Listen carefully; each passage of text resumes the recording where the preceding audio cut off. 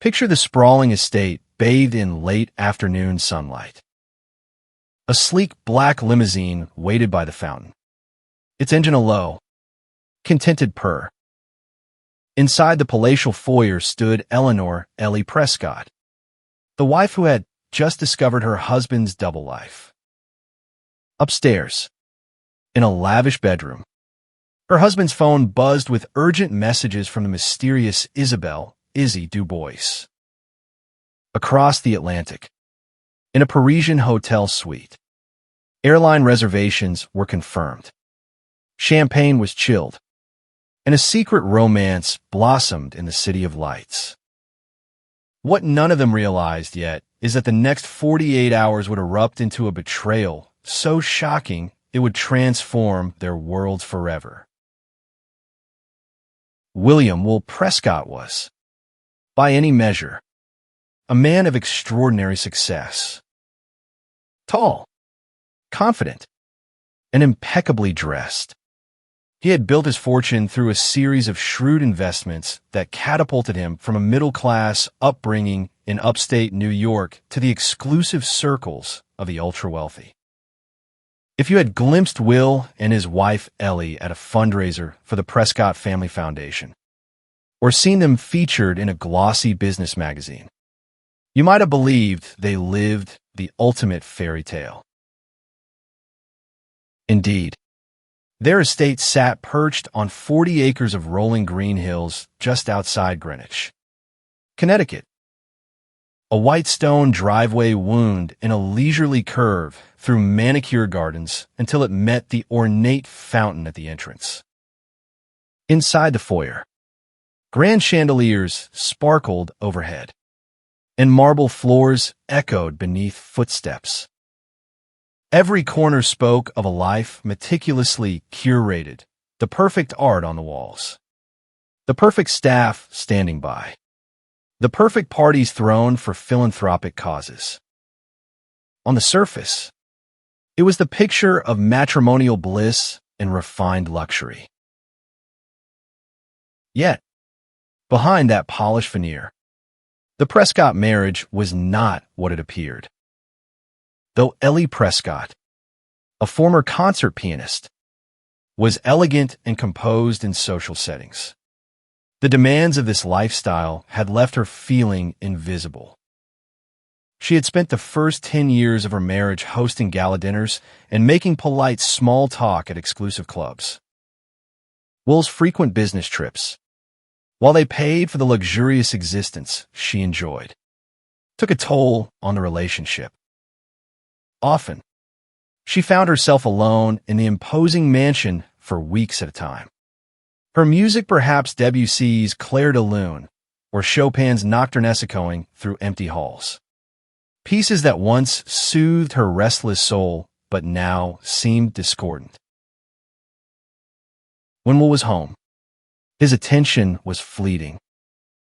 A quick kiss on the cheek, a politely distant conversation about the next corporate deal, and a half-hearted question about her upcoming piano performance. Sometimes, Ellie suspected that the close scrutiny of the wealthy world around them also played a role. Secrets are hard to keep in a sphere where private investigators, security details, and rumor-hungry tabloids hover like hawks. Everything seemed under a microscope. To keep up appearances, they had to act seamlessly as the devoted couple. Yet, the more they strained to maintain this flawless facade, the further apart they drifted. On one particularly breezy autumn evening, their chauffeur, Michael, pulled the limousine up to the front steps after collecting Will from the airport. Ellie was there, as always, to greet him. She studied Will's expression, the faint lines around his eyes, the pinch of tension in his jaw. He seemed more distant than usual, which was saying something, as she had grown accustomed to his aloofness after so many years. As he entered the foyer, they exchanged the usual pleasantries. handed off his jacket to their butler, Arthur, and made a beeline for his study. She wanted to ask him about the business trip, about his meeting with real estate moguls in Hong Kong, and about the new partnership rumored with a tech billionaire's philanthropic arm. But she hesitated, sensing he carried a tension she might not want to disturb. Instead, she followed quietly, stepping gingerly into the study behind him. "Are you all right?" she asked softly, placing a hand on his shoulder. He was seated at his imposing mahogany desk, rifling through a stack of letters and documents. His smartphone lay face down, as though he had intentionally hidden whatever might light up its screen. He lifted his head, forcing a hollow smile. "Of course. Just tired," he replied. "It was a long flight from Hong Kong. I'll be all right." Ellie nodded and turned to leave, but not before noticing the subtle shift in his posture when his phone vibrated. His entire body stiffened, and he quickly placed his hand over the device, shielding it from her view. The phone buzzed again. This time, the screen lit up with a name, Isabelle Dubois. He practically flinched when he realized she could see it. He looked over his shoulder at Ellie. She managed to smile, but her heart drummed with suspicion. The name was not familiar to her. It might have been a business associate, perhaps a legal contact, or a high-profile partner from Europe. After all, Will frequently engaged with an international crowd. Yet, there was something in his reaction that warned her. She had never seen him so protective of a phone call. Before she could pursue the matter, he cleared his throat, grabbed the phone, and said, "I need to take this in private. Would you mind?" "Dear." The word "dear" sounded as foreign as Isabel's name on his screen. She stepped out, albeit slowly, letting the door close behind her. The weight of her suspicions felt heavier than ever. Their marriage, which once had glowed with promise, was overshadowed by an uneasy sense that everything was about to unravel. Over the following days, Ellie moved through her daily routines, trying to dismiss the nagging fear. She threw herself into her piano, practiced Debussy's Clair de Lune, Chopin's Nocturnes, all the pieces that once soothed her restless soul, but now they seemed discordant, overshadowed by her husband's emotional distance. Even her weekly lunch dates with her longtime confidant, the philanthropic maven Margaret Maggie Astor, brought little relief. Ellie confided in Maggie about the phone call, about the name Isabelle, about Will's changed demeanor. Maggie's eyes widened. "Are you sure it wasn't a personal call?" "I'm not sure of anything anymore," Ellie said, sipping her Earl Grey tea. "But I can't shake the feeling that something is wrong." Maggie, known for her blunt honesty, set her teacup down. "Then find out," she said pointedly. "This Isabelle, she could be a business associate, or she could be a sign of something else. One way or another, you need to know. It's 2025. Ellie, you can hire someone discreet, or you can confront him head on. But don't sit there waiting for your world to come crashing down." Ellie forced a small smile. Easier said than done. As close as she was to Maggie, she wasn't ready to fling accusations at her husband. Divorce. Seikangdan. Broken trust, all of it felt too terrifying. Too real. Still, the seeds of doubt had been planted and were swiftly taking root. That night, while Will was presumably working late in his study, Ellie took to the internet. She typed Isabelle Du Bois into the search bar. A quick swirl of results appeared, a French model, an Instagram account under the same name, pictures of a stunning brunette gracing runways in Milan and Paris, philanthropic appearances at events supporting women's education, and a suspiciously frequent mention of private appearances in New York. Ellie's eyes blurred over the images, reading captions that described Isabelle's rise from modest roots in Lyon, France, to high-fashion catwalks across Europe. The woman was breathtaking, a presence that exuded poise and glamour. A chilling thought occurred to Ellie. If Isabelle was truly in contact with Will, this had to be more than business.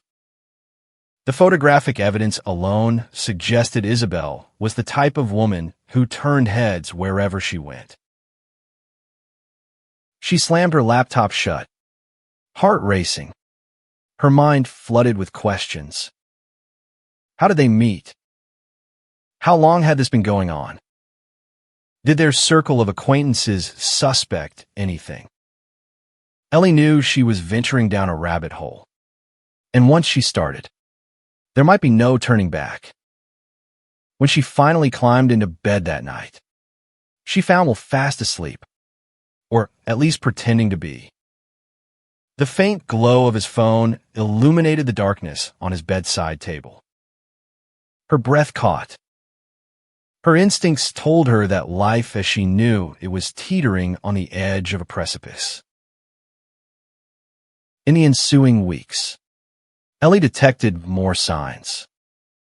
Will's business trips seemed more frequent, even suspiciously timed around major events in Paris or Milan. He suddenly developed an interest in French language lessons, something he'd never cared for before. And each time his phone buzzed, a certain tension or flicker of guilt shadowed his expression. But Ellie was no fool. She decided that if the worst was happening, she would handle it with every ounce of grace and cunning that high society life had taught her. She contacted an attorney, Rob Sterling, an old friend from her college days at Brown University, now a partner at a prestigious Manhattan law firm. She did not file for anything. She simply laid out her concerns, asked for confidentiality, and consulted him on the legal path forward. There was something about stepping into Rob's office, a place of quiet authority lined with leather-bound law books, that helped Ellie find her resolve. Divorce is messy, Rob warned, especially high-net-worth divorces. You'll need evidence.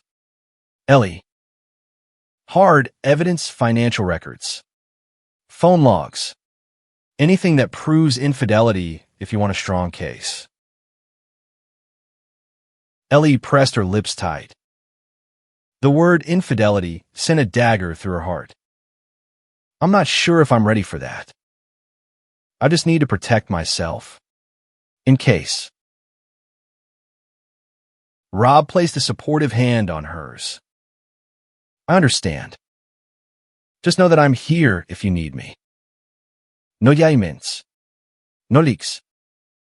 We can do everything with complete discretion. As Ellie left the law firm that day, a part of her wanted to run home, confront Will, and demand answers. Yet, she feared his response. A direct confrontation, if timed poorly, could give him a chance to cover his tracks. So, she decided to play a quiet game of vigilance. If her suspicions were correct, she would find a moment, perhaps the perfect moment, to use the truth as leverage to protect herself. All the while, life went on: fundraisers, corporate galas, quiet dinners. Everyone in their social circle continued to see them as the ultimate power couple, the philanthropic, cultured, elegantly coordinated Will and Ellie Prescott. Behind closed doors, tension simmered like water nearing its boiling point. Meanwhile, half a world away in Paris, Isabelle Dubois was lighting up catwalks in haute couture.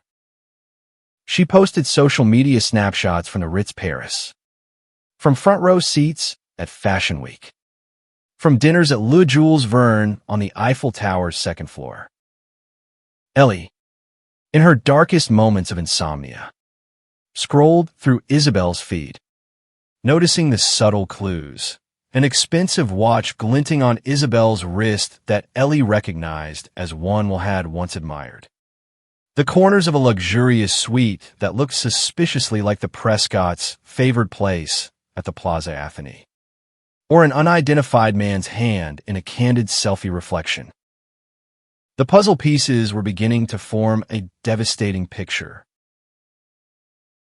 Will, for his part, believed he was navigating his double life with skill, but he was oblivious to the power of a wife's intuition.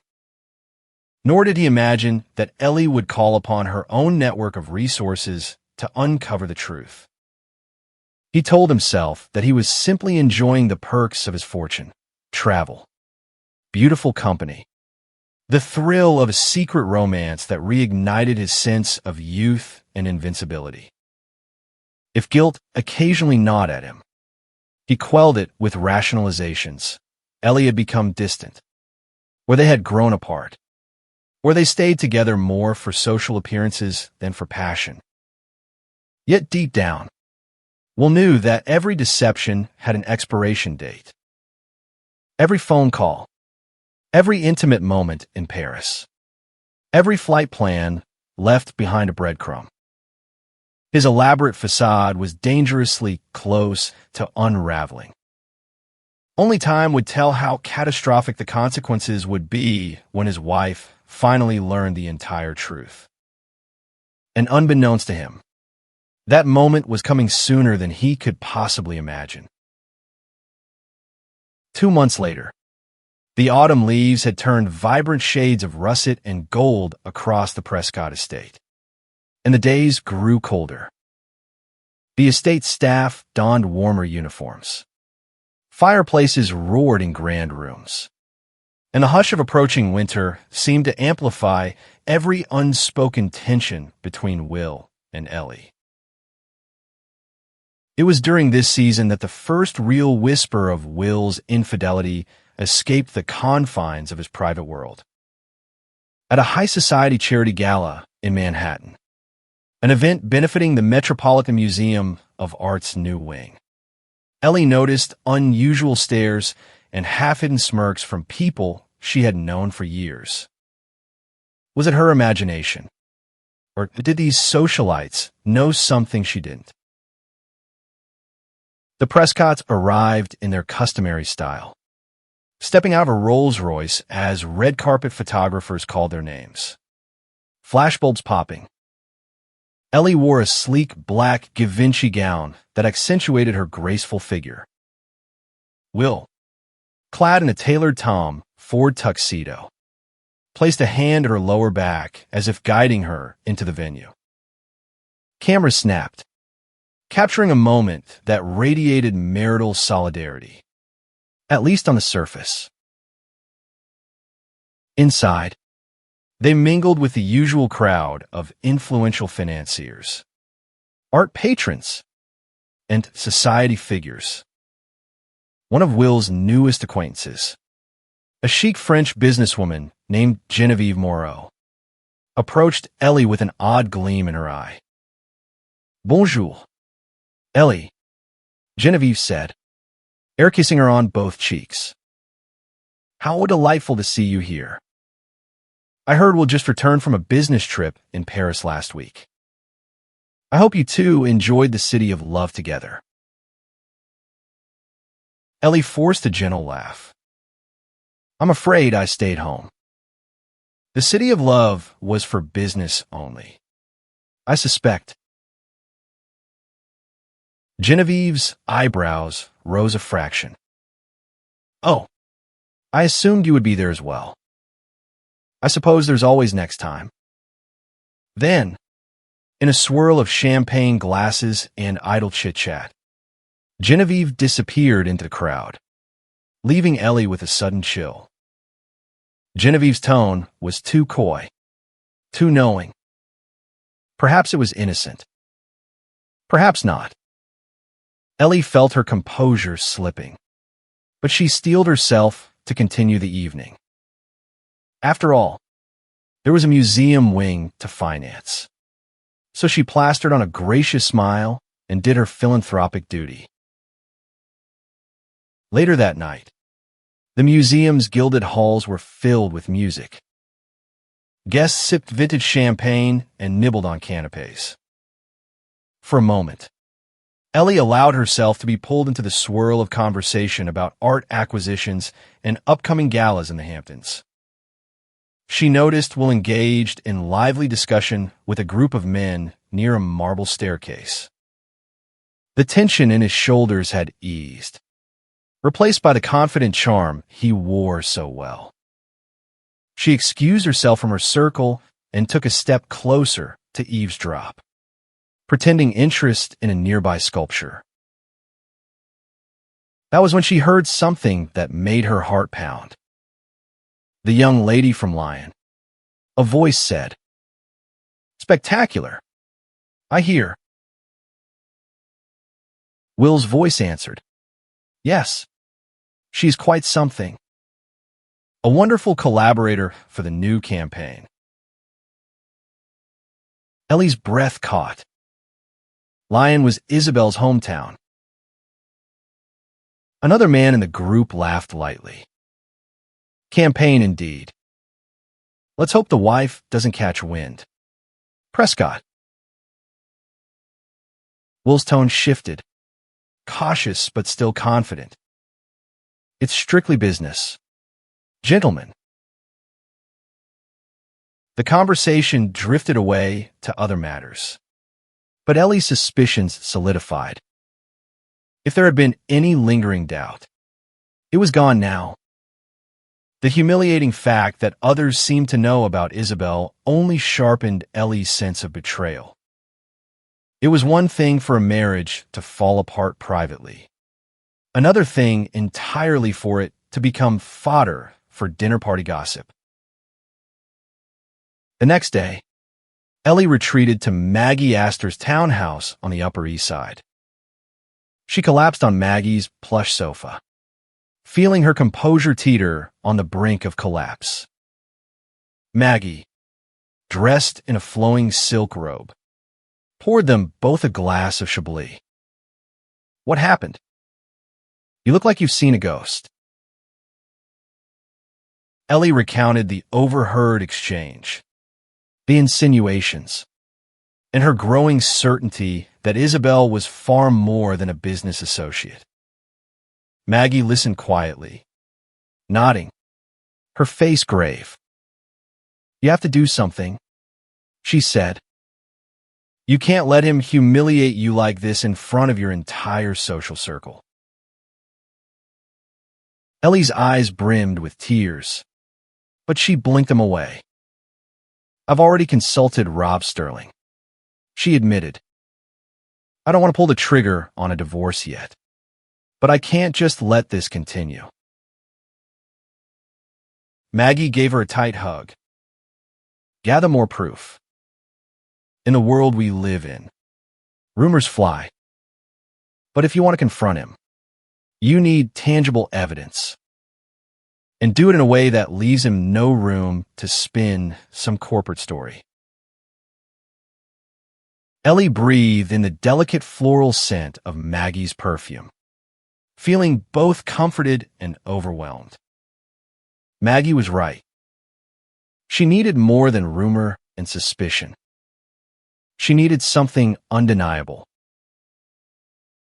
Thus began Ellie's careful gathering of clues. She scoured credit card statements for suspicious charges, studied flight itineraries that didn't quite align with official business trips, and discreetly followed Isabel's Instagram, where every carefully posed photo seemed to offer new insight glimpses of hotels, high-end boutiques, or cryptic references to my darling.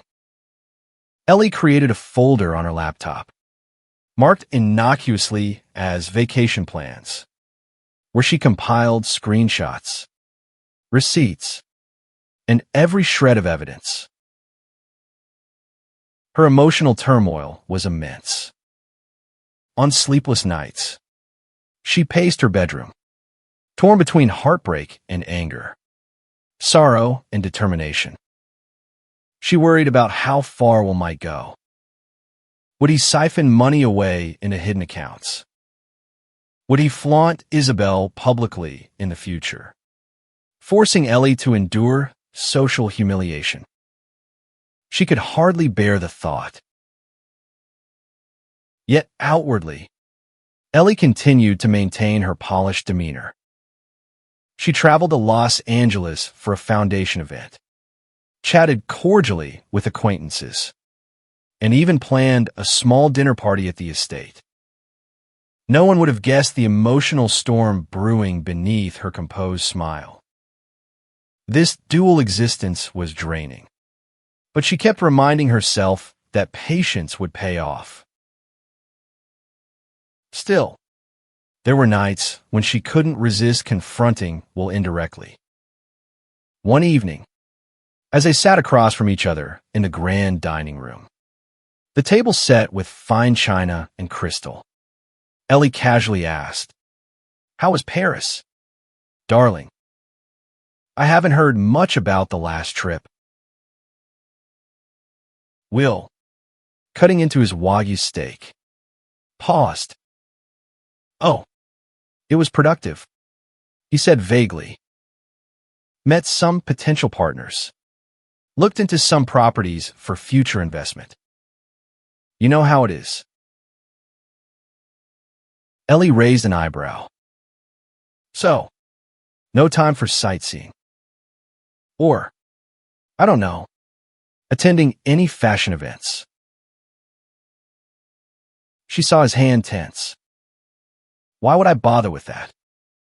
he replied, forcing a dismissive laugh. Ellie smiled sweetly.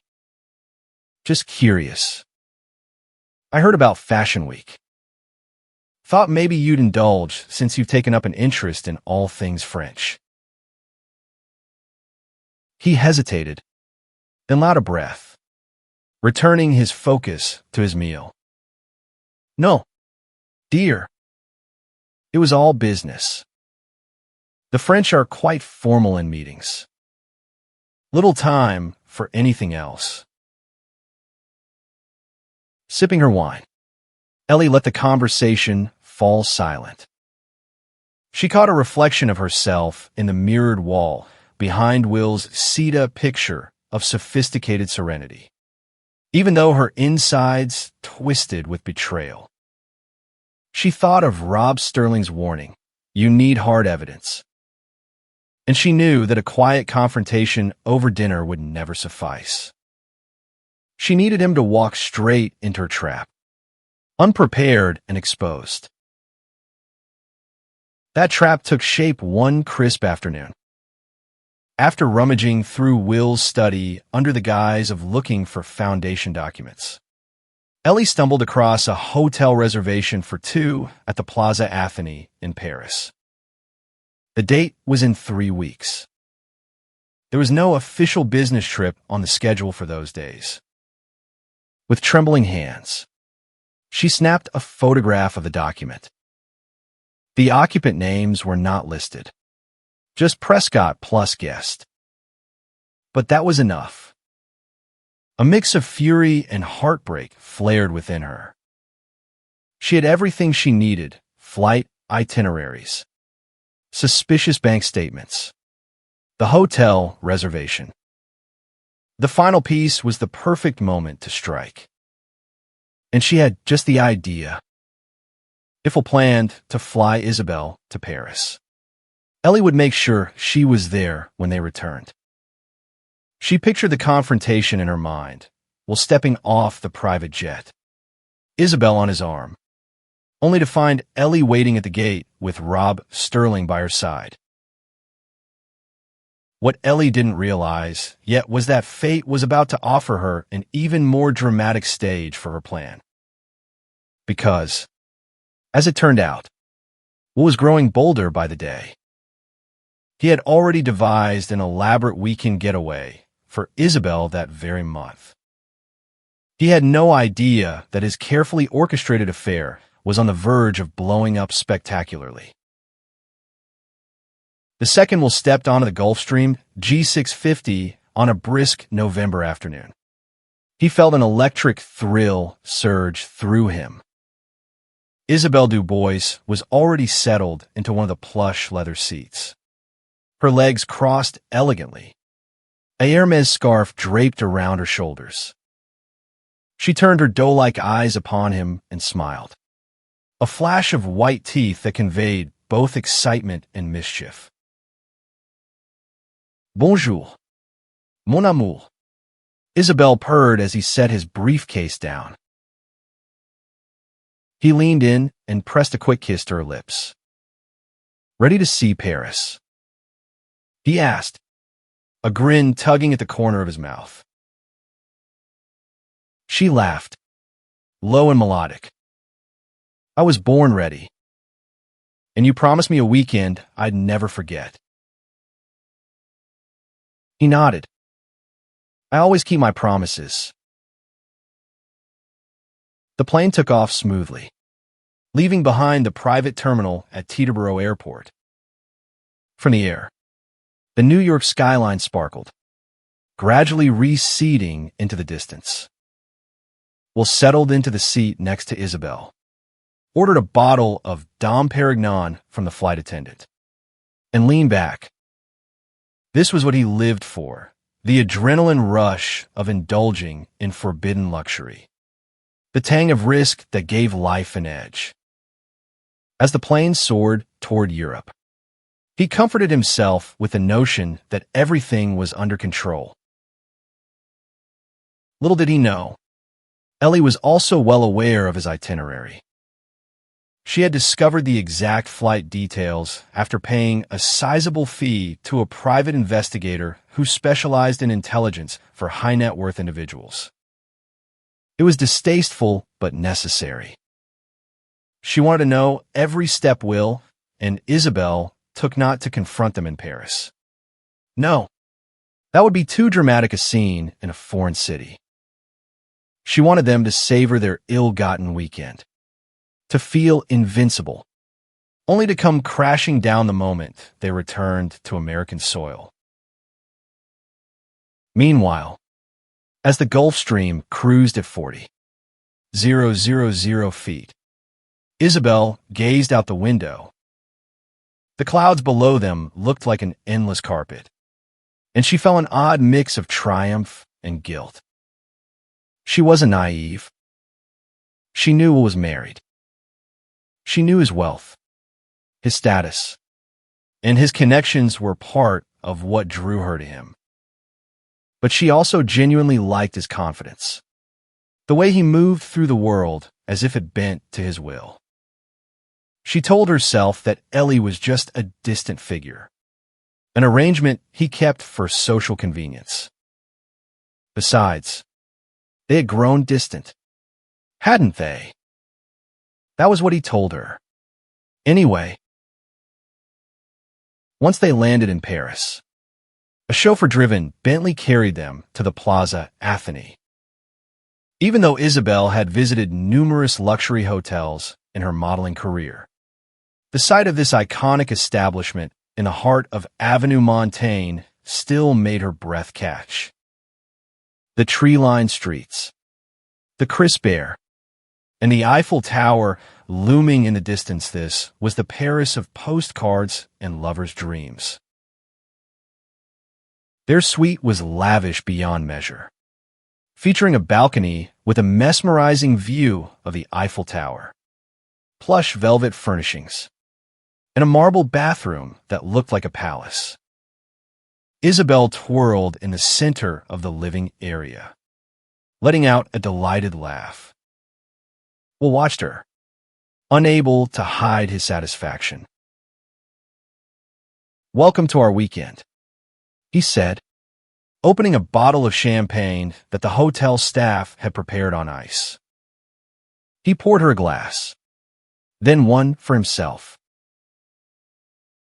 She took a sip, eyes glittering. "So, what's on the agenda for our grand adventure?" He gave her a playful wink. "Dinner at Le Jules Verne tonight, followed by a surprise. Tomorrow, a private tour of the Louvre's restricted archives, courtesy of a friend I've invested with at the museum. And Sunday, well, that's another surprise." Isabel's face lit up. "I can't wait." For the next 2 days, they roamed the streets of Paris as if they owned the city. Isabel posed for impromptu photo shoots along the Seine, sat in corner cafes nibbling croissants, and accompanied Will to an exclusive fashion boutique, where she tried on gowns that cost more than some people earned in a year. At night, they sipped wine in atmospheric restaurants, sharing discreet smiles and lingering touches. The city seemed to conspire in their favor, offering romantic backdrops at every turn. However, that invisible clock kept ticking.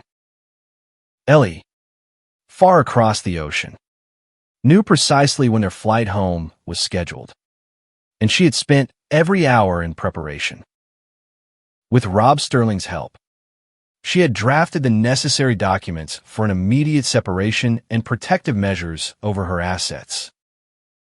She had even made arrangements to move certain valuable possessions, family heirlooms, important documents, into secure storage.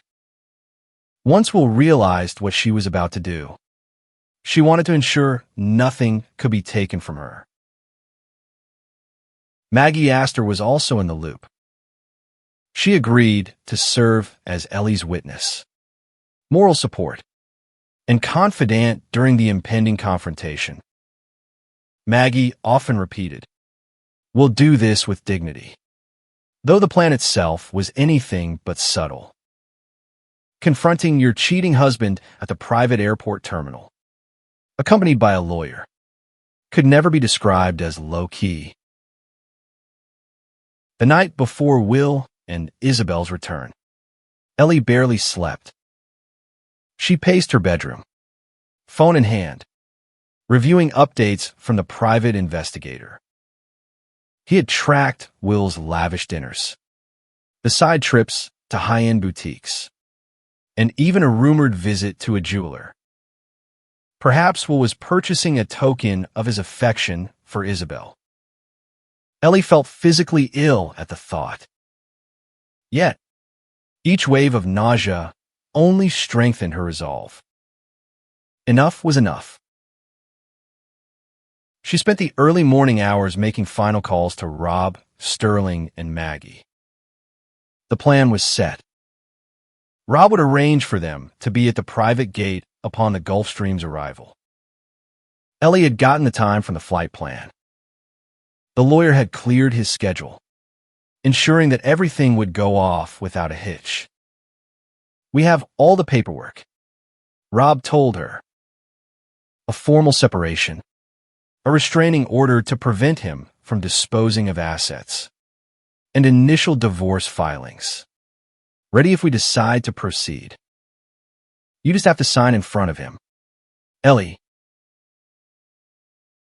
She closed her eyes, steadying her voice. "I'm ready." After all these months of suspicion, heartbreak, and carefully collected evidence, Ellie felt as though she was starring in her own cinematic showdown. The day was bright and cold when she, Maggie, and Rob arrived at the private terminal lounge. It was eerily quiet, just the low hum of overhead lights and the subdued chatter of a few staffers. Outside on the tarmac, they watched for any sign of the sleek Gulfstream's approach. Ellie's heart thumped so loudly she was sure the others could hear it. She smoothed the front of her tailored navy coat, then checked her reflection in the glass. She looked calm, professional, and resolute, exactly how she wanted to appear. Maggie placed a supportive hand on Ellie's shoulder. No matter what happens, you're doing the right thing. Don't you dare doubt that. Rob gave her a reassuring nod. You're not alone. Let him try to talk his way out of this. We have everything we need.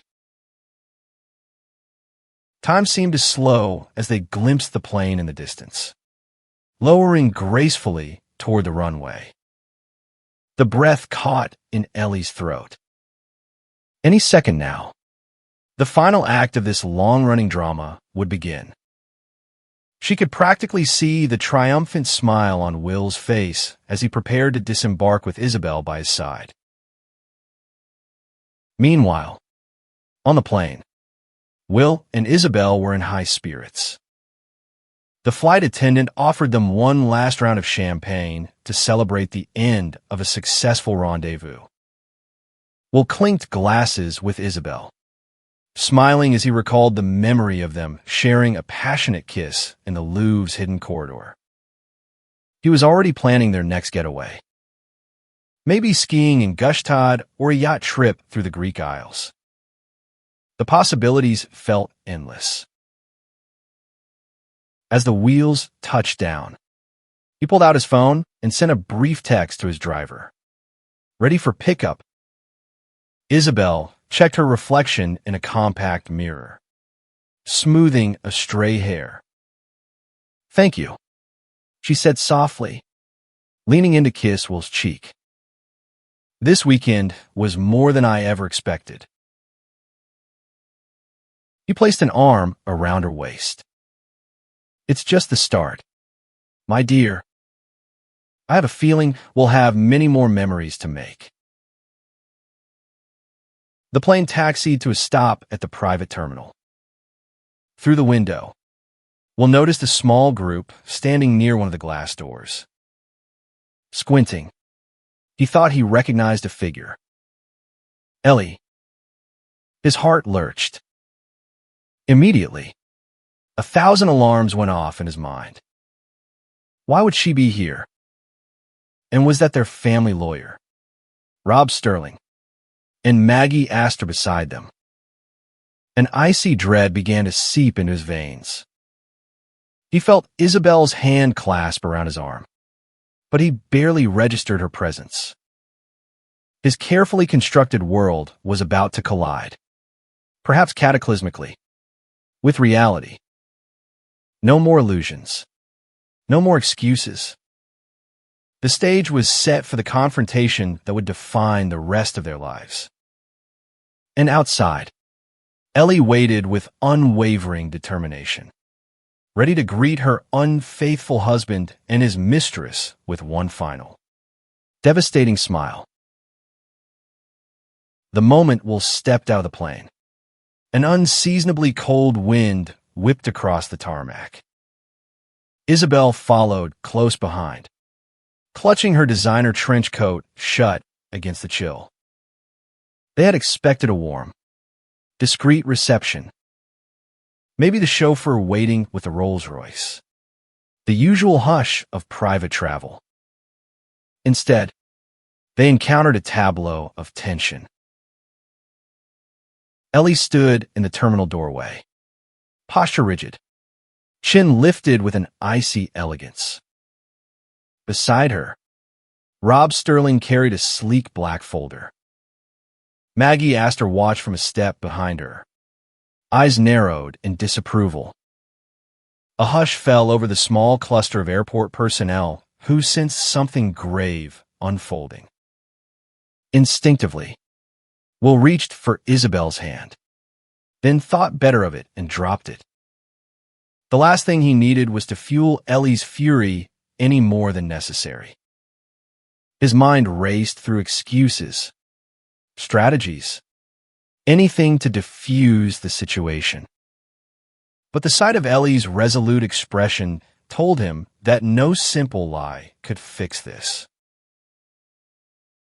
He forced a smile, trying to play it off casually. "Ellie, what are you doing here?"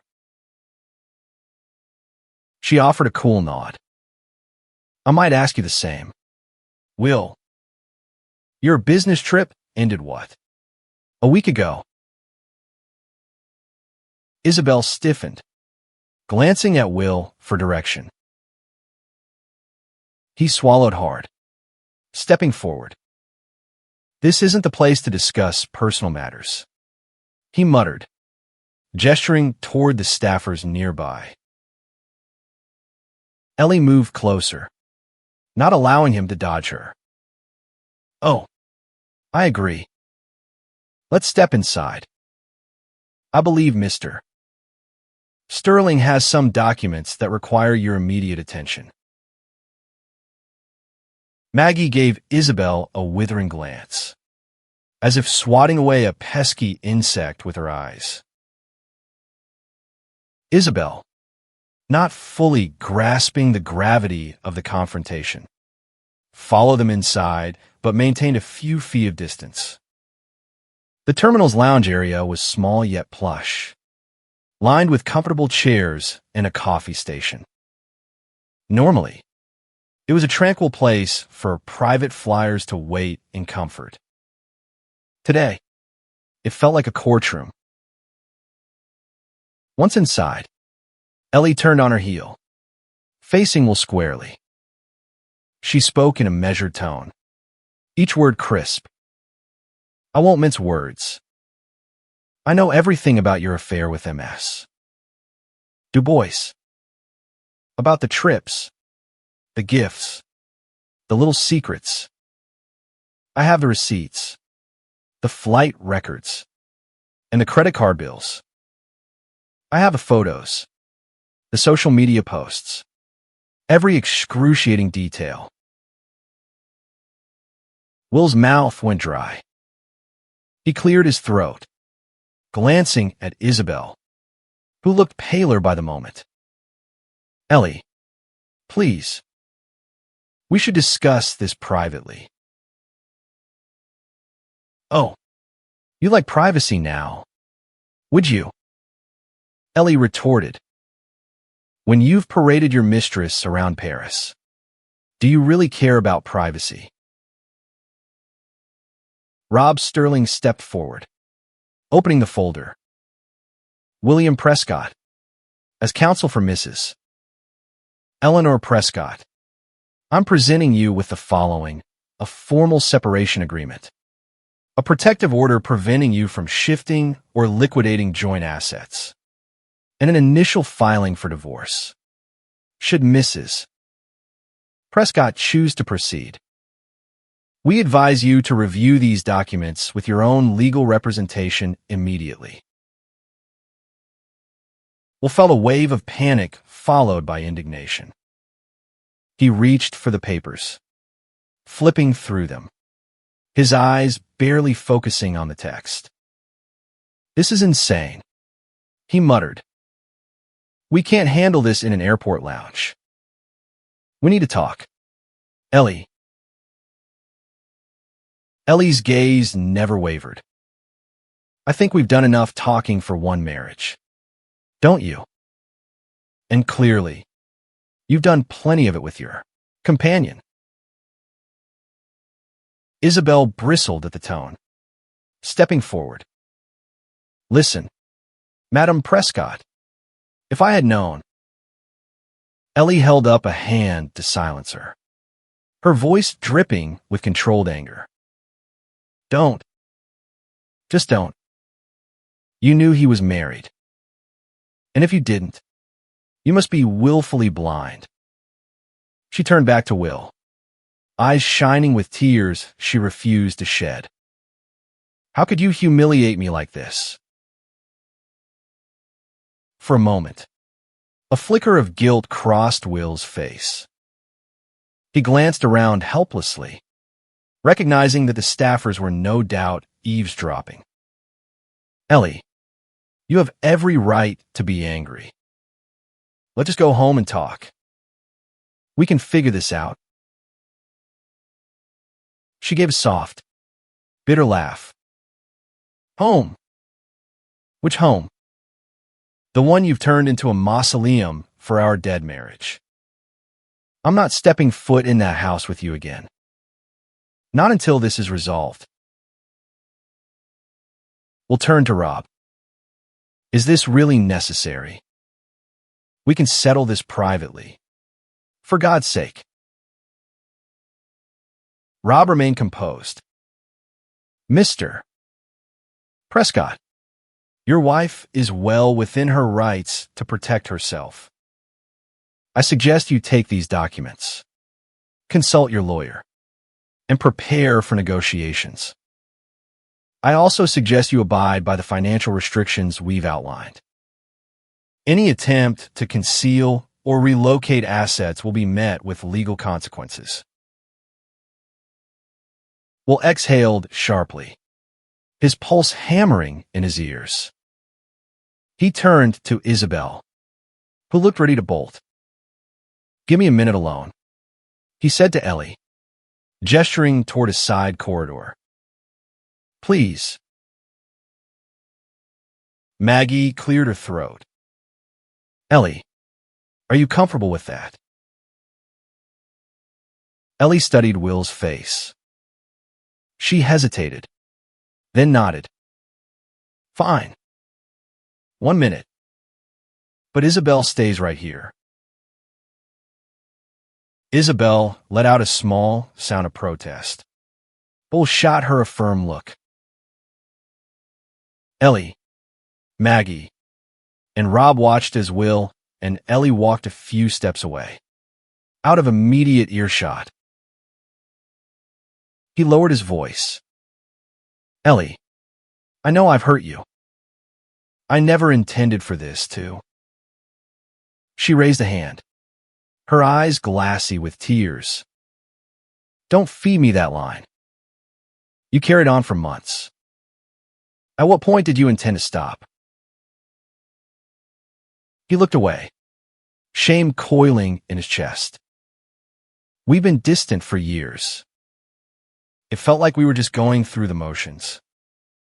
Isabel was an escape. An escape. Ellie repeated, her voice trembling with anger. Do you have any idea how humiliating it is to find out everyone in our social circle knew? To realize I was the last to know about my own marriage. If you were unhappy, you could have talked to me. We could have tried therapy or parted ways amicably. But you chose betrayal. He reached for her hands, but she pulled back as if scorched. I know, he whispered, despair in his eyes. I was a coward. I don't want to lose everything we've built. Ellie let out a laugh edged with despair. You already have. Will. You just don't see it yet. They stood in silence for a moment, the enormity of their ruined marriage settling over them like a shroud. Finally, Ellie turned to rejoin Rob and Maggie. Will followed, hands clenched in frustration. The lounge was silent except for the gentle hum of the air conditioner. Isabel took a hesitant step forward. Will, what's going on? Are you coming with me? Ellie raised an eyebrow, a cold half-smile on her lips. Oh, he's coming with you. All right. but he'll have to deal with the legal ramifications. I've had the locks changed at our estate, and the staff has been instructed not to allow him entry. The same goes for you, should you ever entertain the notion of visiting. Wolf felt cornered, fury and shame warring inside him. Ellie, please don't do this. Let's handle this calmly. Her voice was resolute. I am calm. Calm enough to know that I deserve better. She looked at Rob. Is there anything else to address? Rob lifted his chin. We're finished here. Mrs. Prescott. Unless Mr. Prescott has any further questions, we'll be leaving. Isabel's cheeks flamed. She tugged at Will's sleeve. Will, I don't want to stand here like an idiot. Can we leave? He shook her off, his mind churning with panic. But Ellie's demeanor left no room for negotiation. She had come prepared, and she was leaving in control. Already, Maggie was guiding Ellie toward the exit. Just before stepping outside, Ellie paused. She turned back, leveling her gaze on Will one last time. Her voice was surprisingly gentle, though laced with heartbreak. I never thought you'd do this to me, but I suppose I was naive. Good luck, Will. With that, she walked out, her posture regal, chin held high. The glass door shut behind her, leaving an echoing silence in the lounge. For a moment, Will just stood there, staring at the spot where Ellie had been. A staffer cleared his throat, reminding them they were not alone. Isabel glanced around, feeling thoroughly exposed. Will, what do we do? He exhaled a ragged breath. I need to call my lawyer, he said, running a hand through his hair. We'll figure something out. But even as he tried to sound confident, he couldn't shake the dread settling in his stomach. He pictured the estate he might lose, the bank accounts that would be frozen, the future deals overshadowed by scandal. And in that moment, he realized just how thoroughly his world had been turned upside down. The storm he had courted with lies and secrecy had finally broken, and there was nowhere left to run. After the courthouse confrontation, Will found himself increasingly isolated. The Greenwich estate was no longer his sanctuary. It now belonged solely to Ellie. His corner office at Prescott Capital, once bustling with assistants and high-profile meetings, felt strangely hollow. Many of his trusted allies had begun to distance themselves. Some partners quietly paused deals. Others didn't return his calls at all. He had underestimated the weight of public perception. What began as whispered gossip soon crystallized into judgment. Media outlets devoured the scandal, branding him as yet another powerful man who thought he could have it all and lost more than he ever imagined. Behind the scenes, Will's legal team was under pressure. Rob Sterling's firm had subpoenaed financial records tied to dormant shell companies Will thought were long forgotten. Offshore accounts were flagged. An audit loomed. Even the board of one of his flagship real estate trusts demanded answers, worried about reputational risk. Meanwhile, Ellie thrived in quiet, deliberate ways. She kept a low public profile, but made calculated moves in private. She directed interior restorations at the estate, removing every trace of Will's influence. The study he once ruled with iron precision was converted into a music library. The grand hallway portraits of their past travels were replaced by bold works from female artists she admired but had dismissed. Her legal battle continued with quiet intensity. Rob and his team worked tirelessly, and Ellie was prepared. Every bank statement, flight log, and social media posts she had gathered in those early days now served as proof not only of Will's affair, but of his financial deceit. Every document pushed her closer to freedom. Despite her composed exterior, Ellie wasn't untouched by grief. Some nights, she still awoke with phantom memories, Will's laughter echoing down the hallway, or the way he used to watch her play piano from the staircase, pretending to read, but always listening. Yet, when morning came, she rose stronger, steadier. She reminded herself memory was not permission to stay in pain. Maggie, ever loyal, stayed close. This is where women make or break themselves, she told Ellie over chamomile tea. You, my dear, are making history. One afternoon, an unexpected letter arrived, handwritten on thick, cream-colored paper. It was from Isabel. Ellie hesitated before opening it.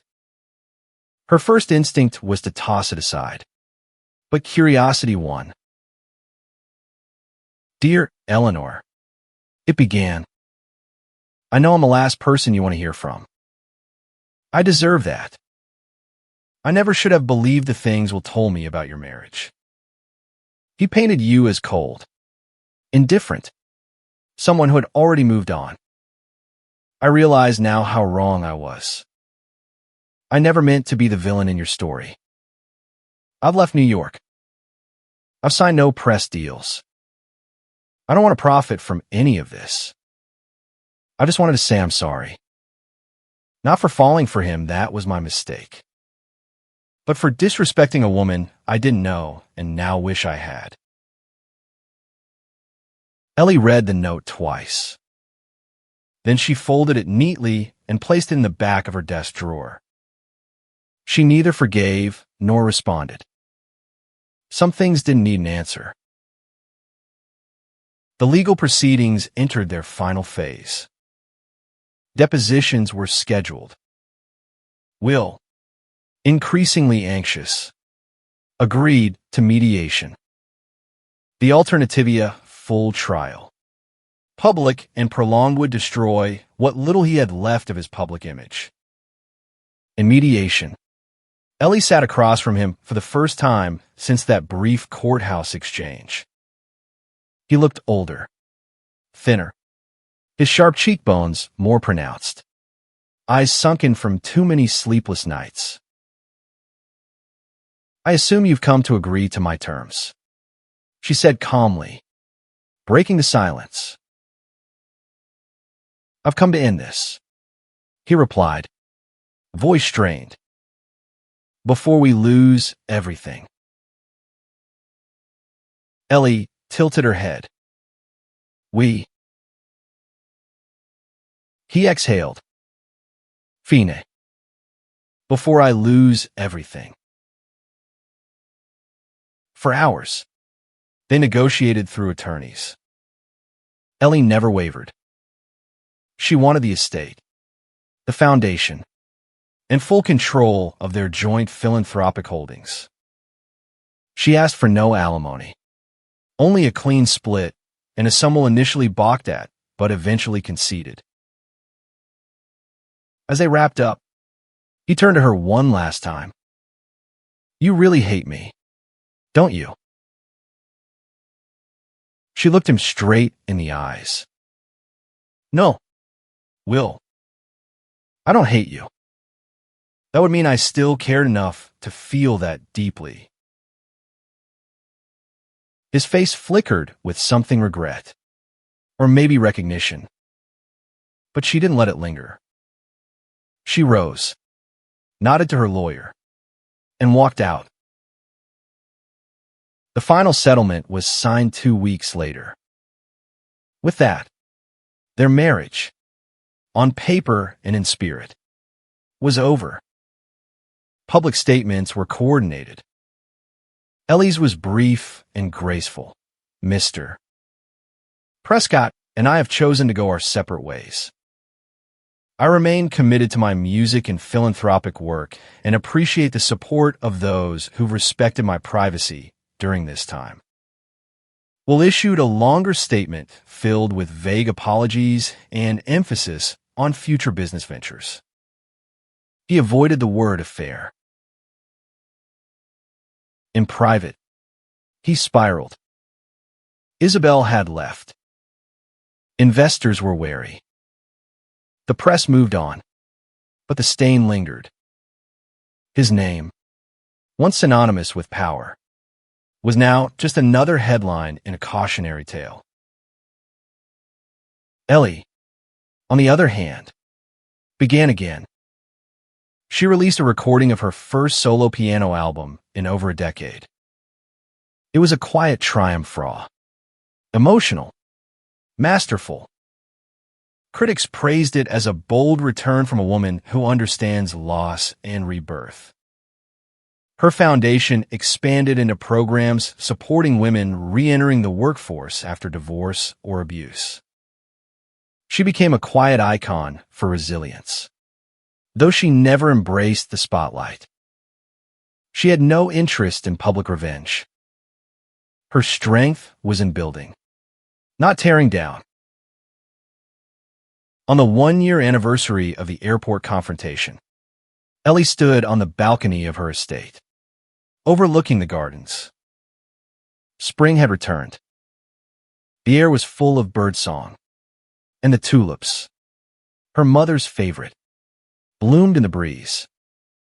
She held a cup of tea and allowed herself one last look back, not in bitterness, but in recognition. She had survived the storm. More than that, she had outgrown it.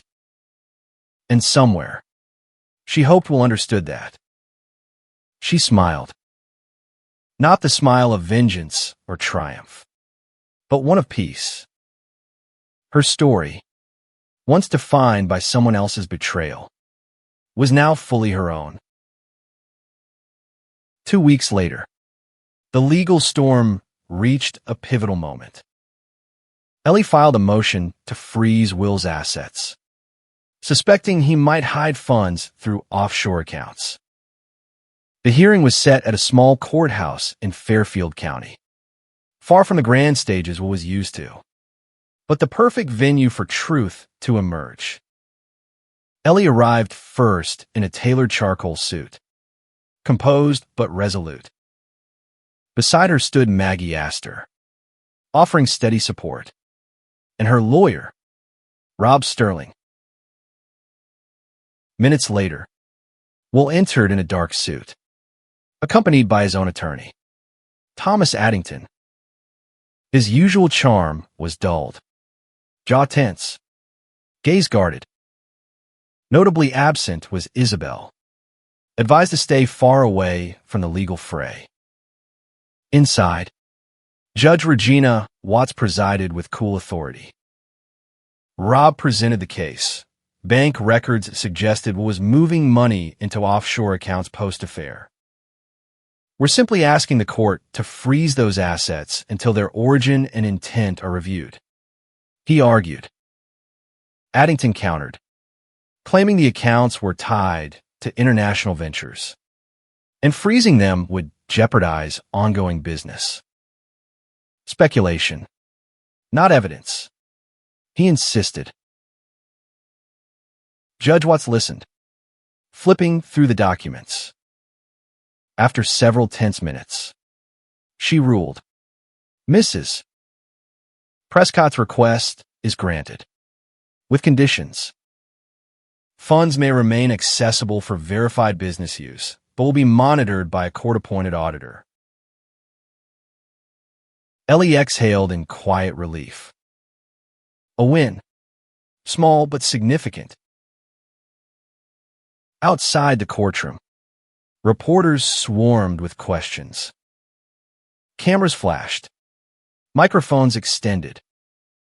Ellie, composed, walked past them without a word. But just as she reached the hallway's end, Will approached her. "Ellie," he said, voice low. "Can we talk?" She paused. Maggie bristled protectively, but Ellie nodded. 1 minute. They stepped aside. He looked tired. Hair slightly mussed. Suit creased. Eyes shadowed. "I'm sorry," Will said. "I know that doesn't change anything, but you deserve to hear it." She studied him for a long moment. "You betrayed everything we built. You didn't just lie. You humiliated me." "I know," he said. "I got lost. I didn't think." "You didn't want to think." She cut in. "You made your choices. Now I'm making mine." He shifted uncomfortably. "I don't want this to turn into a war. Not for us. Not for our legacy." "Then be honest. Stop hiding assets. Make this easier for both of us." "I'll try," he said. "But some of those funds are tangled in projects." She stepped back. "Then untangle them. I'm done cleaning up after you." She turned away, rejoining her team. Behind her, Will stood silent, defeated. Outside, Ellie climbed into her car. Maggie sat beside her, clasping her hand. "You okay?" "I will be," Ellie replied, eyes forward. The next few weeks were a blur of negotiations. Ellie demanded the estate, financial restitution, and a clean separation. Will, pressured by investors and the growing scandal, agreed to most terms. He still fought on details, percentages, residuals, but the battle was largely lost. Meanwhile, Isabel hovered in the background. Their once thrilling affair soured under scrutiny. Public interest surged after a tabloid leaked their Paris trip. She grew restless, tired of the limbo, uncertain whether Will was worth the wreckage. He tried to reassure her with dinners, promises, and plans. But at one restaurant, when she asked, "Where do I fit in your life now?" Will hesitated too long. The glamour had faded. By month's end, she left. Some said it was for a modeling job in Tokyo. Others whispered she fled the scandal.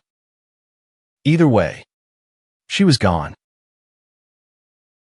Back in Greenwich, Ellie reclaimed her identity. She returned to the estate, renovated, refreshed. She resumed her music, performing at Carnegie Hall to critical acclaim. The Prescott Family Foundation continued its work, now under her sole leadership. Eventually, the divorce was finalized. No more courtrooms or headlines. Just papers signed, names removed, and a final, quiet goodbye. For Will, the cost was steep, millions in settlement. A tarnished name, a life he no longer recognized. He had chased excitement and lost everything real in the process. For Ellie, the cost had been emotional, but the return was freedom. She had waited at the gate with her lawyer, her papers, and one last smile not out of revenge, but to reclaim her power. Now, she moved forward, not as the wife scorned, but as a woman reborn. You've just journeyed through a tale of splendor and heartbreak, where a seemingly perfect millionaire lifestyle masked secrets too big to contain.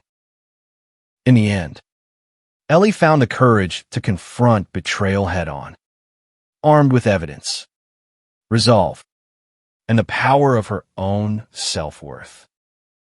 Will paid a steep price for his deceptions, realizing too late that true riches lie not in flashy getaways or hidden bank accounts, but in love, trust, and respect. If this story gripped your heart and kept you on the edge of your seat, remember to hit the like button and share it with friends who crave a dose of real-life drama. Don't forget to subscribe to our channel for more engrossing tales that shine a light on human nature, relationships, and the choices that can change our destinies forever. Your support means the world. Thank you for watching.